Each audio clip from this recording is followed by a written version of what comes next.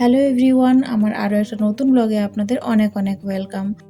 আশা করি আপনারা সবাই খুবই ভালো আছেন আর আমরাও ভালো আছি। আমার আগের ব্লগ থেকে আপনারা তো বুঝেই গেছেন আমরা এখন রয়েছি দুবাইতে। তো দুবাই পৌঁছে আমরা কোথায় থাকলাম, কোন হোটেলে উঠলাম, কিভাবে রয়েছি সেটা আপনাদের সাথে আজকে আমি শেয়ার করব।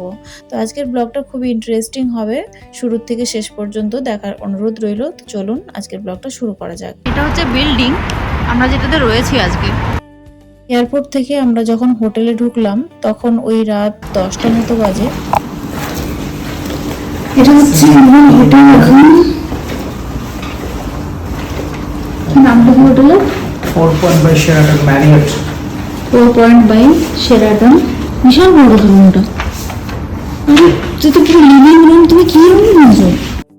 তুমি এরকম রুম নিয়েছো আমি বুঝতে পারিনি। হোটেলের রুমে ঢুকে আমরা একদম সারপ্রাইজ হয়ে গেছি, কারণ আমরা যখন হোটেল বুক করেছিলাম তখন বুক করেছিলাম ডিলাক্স রুম, কিন্তু রুমে ঢুকে দেখি এ তো সম্পূর্ণ আলাদা। তো প্রথমে বুঝতে পারিনি কি হলো, তারপরে ওনারা আমাদেরকে বললেন যে কোনো কারণের জন্য ডিলাক্স রুমটা আর অ্যাভেলেবেল নেই আমরা যেটা বুক করেছিলাম, সেই জন্য ওনারা আমাদেরকে সুইট রুম দিয়েছেন। তো প্রথমে মনে হয়েছিল যে কেন রুম চেঞ্জ হলো, কি জানি কেমন রুম, কিন্তু তারপরে পুরোটা রুম যখন ঘুরে দেখলাম অ্যাকচুয়ালি আমাদের ভালো লেগেছিল, বেটার জায়গা পেয়েছি। রুমে ঢুকেই প্রথমে লেফট সাইডে দেখা যাচ্ছে একটা বিশাল বড় আয়না। যাক বাবা, মেকআপ সাজগোজ করতে আর কোনো সমস্যা হবে না। সব ধরনেরই ব্যবস্থা ছিল এখানে, এমনকি ওয়াশার ড্রায়ারও রয়েছে। এইবার আপনাদের দেখাই সুইট রুমের সবচেয়ে সারপ্রাইজিং ফিচার। এই রুমে রয়েছে টোটাল 3টে বাথরুম। প্রত্যেকটা বাথরুম একদম NEET and clean, separate shower area. Actually family বা গ্রুপ নিয়ে এসে যদি থাকতে হয় তাহলে এই ধরনের রুম খুবই কনভেনিয়েন্ট। এখানে টোটাল 2টো বেডরুম রয়েছে। এটা হলো ফার্স্ট বেডরুম। এখানে 2টো কুইন সাইজের বেড রয়েছে, টিভি, ওয়ার্ডরোব, সবকিছুই ব্যবস্থা আছে। এই রুমের ব্যালকনি থেকেও অসাধারণ ভিউ।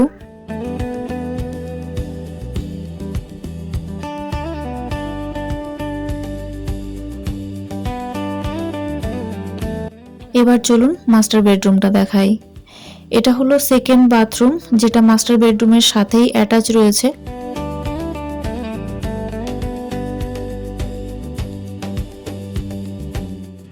এদিকে রয়েছে একটা বড় বিল্ট ইন ওয়ার্ডরোব, যেখানে hanging space, extra hanger, iron board, এমনকি ইলেকট্রনিক সেফটি লকারও রয়েছে দেখছি। কোনো ধরুন ভ্যালুয়েবল জিনিস যদি আপনার থাকে, পাসপোর্ট, ক্যাশ, ক্যামেরা, অ্যাক্সেসরিজ, সবকিছু এখানে নিরাপদে রাখা যাবে। এটা হচ্ছে বেডরুম, আর এই বেডরুমেও ব্যালকনি আছে, আর ব্যালকনি থেকে দারুণ ভিউ। অ্যাকচুয়ালি এই সুইট রুমের যে কটা রুম, কিচেন, লিভিং এরিয়া যা রয়েছে সব জায়গার থেকেই ভিউ অসাধারণ ছিল।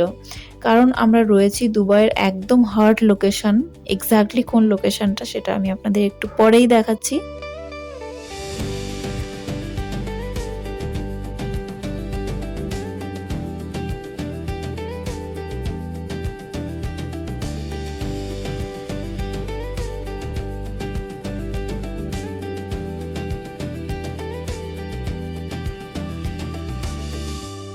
এই যে এটা হলো 3 নম্বর ওয়াশরুম।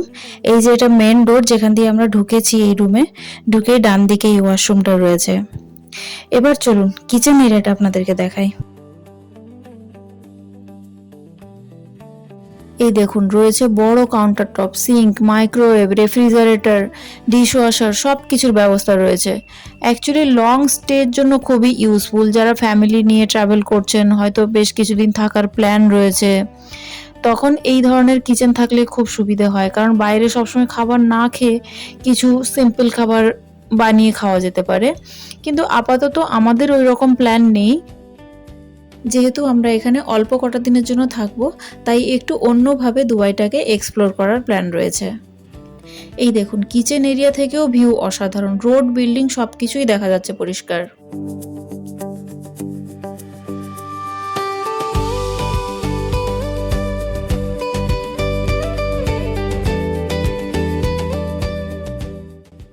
এবার চলুন এই রুমের সব থেকে স্পেশাল জায়গাটাই আপনাদের নিয়ে যাই, সেটা হলো লিভিং এরিয়া।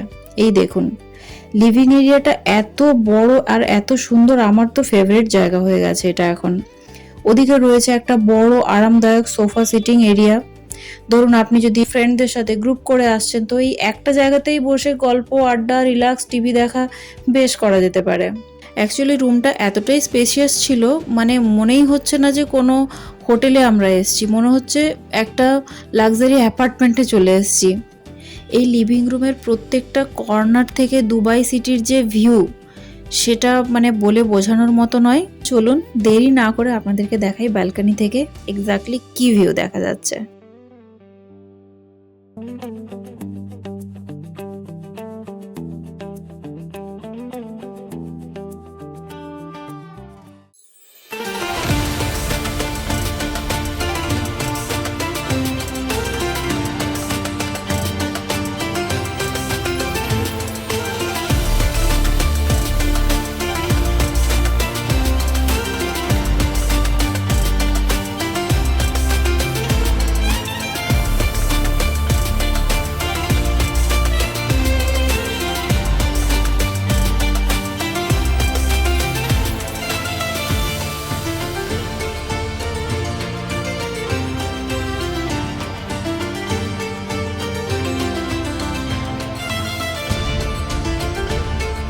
রুম থেকে বেরিয়ে ব্যালকনিতে পা রাখার সঙ্গে সঙ্গেই দুবাইয়ের এই অসাধারণ স্কাইলাইনের ভিউ। ওই তো ডান দিকে যে বিল্ডিংটা দেখা যাচ্ছে দেখুন, একটু চেনা চেনা লাগছে তাই না? হ্যাঁ, ওটাও হচ্ছে ওয়ার্ল্ডের সব থেকে উঁচু বিল্ডিং বুর্জ খালিফা।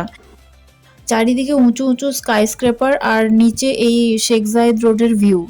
শেখ জায়েদ রোড হচ্ছে দুবাইয়ের সব থেকে বড় রোড, ফেমাস এবং খুবই ব্যস্ত রোড। গাড়িগুলো এমন যাচ্ছে, পুরো মনে হচ্ছে গেমের কম্পিটিশন চলছে। সুন্দর লাগছে এখান থেকে দেখতে। আমরা দাঁড়িয়ে রয়েছি আমাদের রুমের ব্যালকনিতে। ওই তো বুর্জ খলিফা, এই তো। এর থেকে ভালো ভিউ আর হয় না। এটা হচ্ছে শেখ জায়েদ রোড, সব থেকে চওড়া রোড, দুবাইয়ের মেন রোড। এটা সামনে দেখা যাচ্ছে বুর্জ খলিফা, আমি জুম করে দেখাচ্ছি। ভেবে দেখুন, যেখানে বেড়াতে এসেছি রুমের ব্যালকনি থেকেই বুর্জ খলিফা দেখা যাচ্ছে। অ্যাকচুয়ালি এটা আমার জন্য সারপ্রাইজ ছিল, কারণ ও হোটেল বুক করেছে আমার হাজব্যান্ড, ও আমাকে বলেই নিজে রুম থেকে বুর্জ খলিফা ভিউ রয়েছে। তো আমি প্রথম হেসে যখন এই ব্যালকনির গেটটা খুলে আমি যখন ফার্স্ট দেখি, আমি বলছি আরে বুর্জ খলিফা দেখা যাচ্ছে তো, মানে আমি সারপ্রাইজ হয়ে গেছি। লেফট সাইডে তাকিয়ে দেখুন ফিউচার মিউজিয়ামও দেখা যাচ্ছে একদম clear.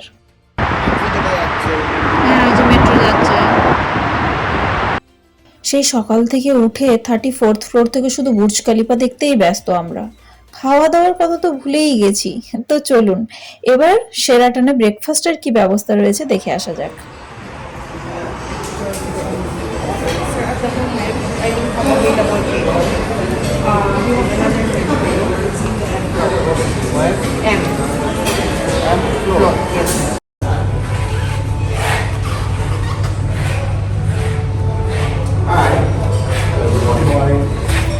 Just send it over here, the restaurant is full.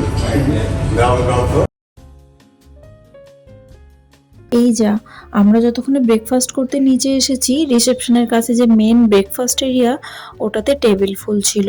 তাই এদের আরও একটা রেস্টুরেন্ট রয়েছে ওপরে, পুরানি দিল্লি, ওখানে আজকে আমরা চলে এসেছি ব্রেকফাস্ট করব। ডাইনিং এরিয়া থেকে সামনের ভিউটা দারুণ। ওই দেখুন মেট্রো যাচ্ছে, পরিষ্কার দেখা যাচ্ছে।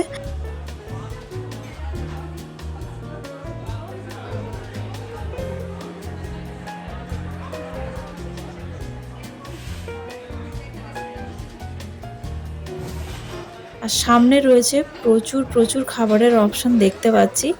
তো আর দেরি না করে চলুন প্লেট ভরে খাবার নিয়ে আসা যাক।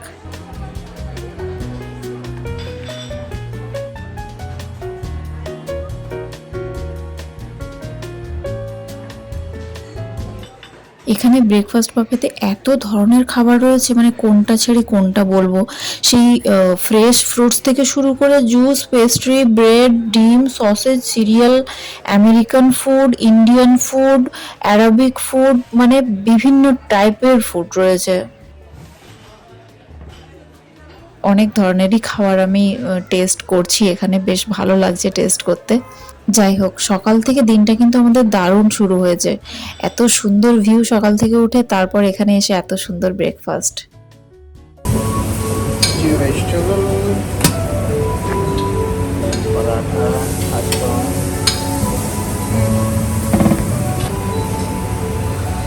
tomatoes, mashed peas. এখানকার স্টাফরাও কিন্তু ভীষণ হেল্পফুল ছিল। অ্যাকচুয়ালি পুরো রেস্টুরেন্টের অ্যাম্বিয়েন্সটাই দারুণ ছিল, একদম quiet, neat and clean, elegant, modern interior, এমনকি কমফোর্টেবল বসার জায়গা, নাইস ভিউ, সব মিলিয়ে দারুণ একটা এক্সপিরিয়েন্স। Curd rice. আমি আপনাদের এটাই বলবো, যারা আমার ভিডিওটা দেখছেন, সামনে যদি দুবাই আসার প্ল্যান থেকে থাকে, তাহলে থাকার জন্য এই হোটেলটা মানে 4 পয়েন্ট বাই শেরাটন একটা ভালো অপশন হতে পারে। কারণ এটা একদম দুবাইয়ের প্রাইম লোকেশনে রয়েছে। হোটেলের একদম সামনেই রয়েছে মেট্রো স্টেশন, পায়ে হেঁটে যেতে পারবেন। আর ব্যালকনি থেকে ভিউটা তো আপনারা নিজেরাই দেখেছেন। যাই হোক, আমরা যেহেতু পিক সিজনে এসেছিলাম, তাই প্রাইসটা একটু হাই ছিল, বাট আমাদের কাছে এই হোটেলটা একদমই ওয়ার্থ ইট মনে হয়েছে।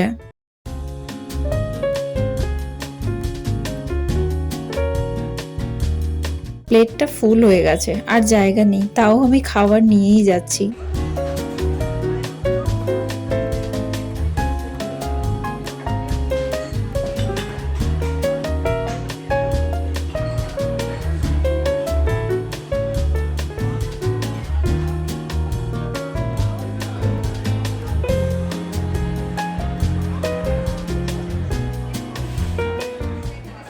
এই দেখুন, এত খাবার নিয়ে এসেছি।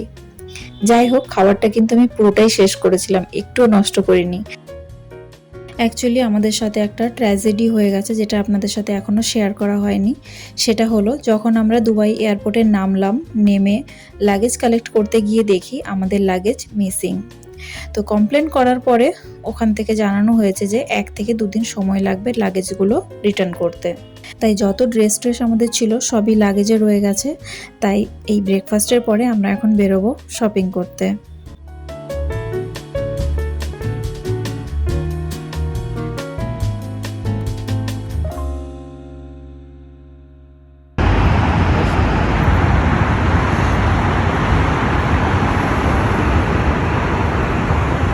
এই হোটেলটাতে আমরা রয়েছি, 4 পয়েন্ট বাই শেরাটন। আর এটা বিশাল উঁচু, আমার ফোনে আসছে না অ্যাকচুয়ালি।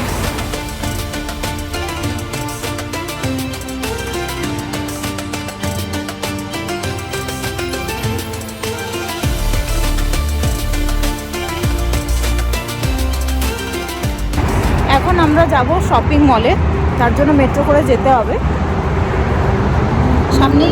সামনেই রয়েছে মেট্রো স্টেশন, তাই আমরা হেঁটে যাচ্ছি। আজকের ব্লগটা এই পর্যন্ত। আপনাদের কেমন লাগলো কমেন্ট করে জানাবেন। যদি ভালো লেগে থাকে লাইক এবং শেয়ার করে নেবেন, আর সাবস্ক্রাইব করতে কিন্তু একদমই ভুলবেন না। সামনে আসছে অনেক interesting blog. So till then, stay happy and healthy. Bye bye. Doors closing.